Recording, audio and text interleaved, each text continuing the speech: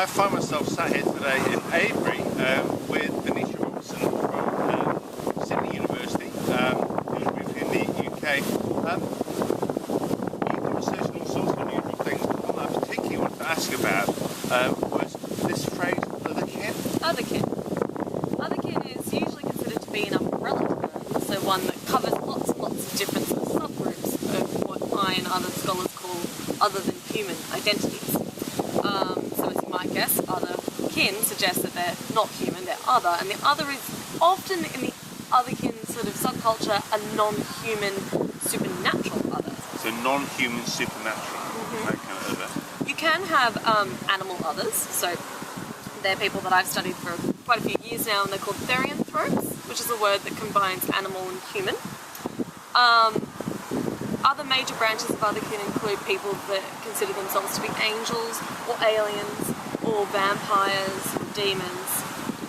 So otherkin is a kind of, as you said, an umbrella term that could be people who think they've got some kind of animal connection, or vampire, or the kind of things we may think of as based in fiction. Yeah. You study that within a department of religion. I do. So how is that, we might think in terms of sociology or popular culture, how particularly do you have a kind of religious interest in that?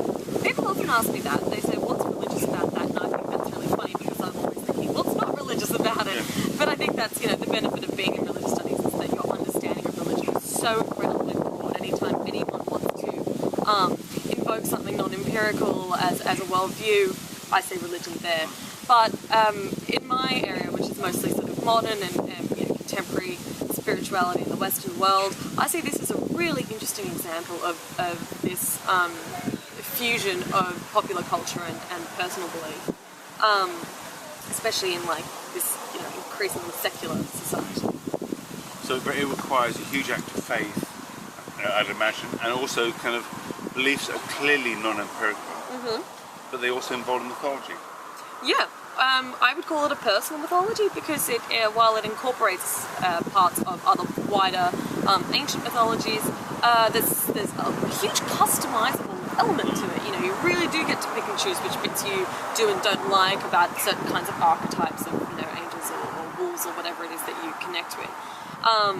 So I think there's a great deal of appeal there, and I think it's also very postmodern. Sort of absolutely, pastiche. Yes. It sounds very pastiche-y, very kind of postmodern, but in the same time as having this very customisable individual element, this kind of overarching view about it in terms that it manifests a lot on the internet, presumably, and places like that.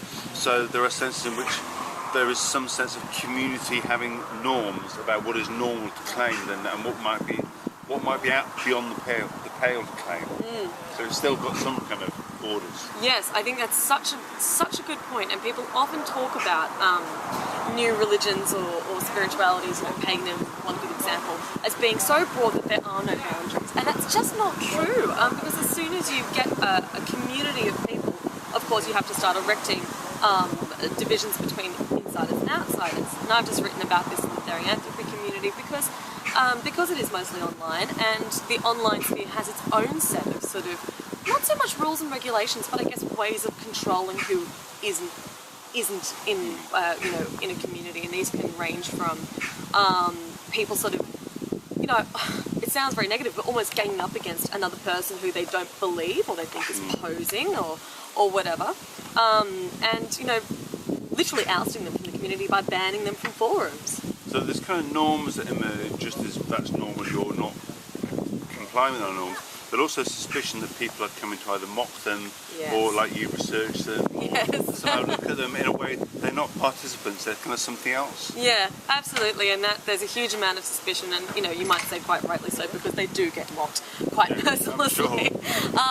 So that's to an extent that's quite sensible, but also I think it's a correct assumption to say that you do need to create some kind of a core ethos if you want to maintain a community, and so it's interesting to see that over the years that's become a real central concern for these groups, having some shared ideas, and that if you don't share them, then you might be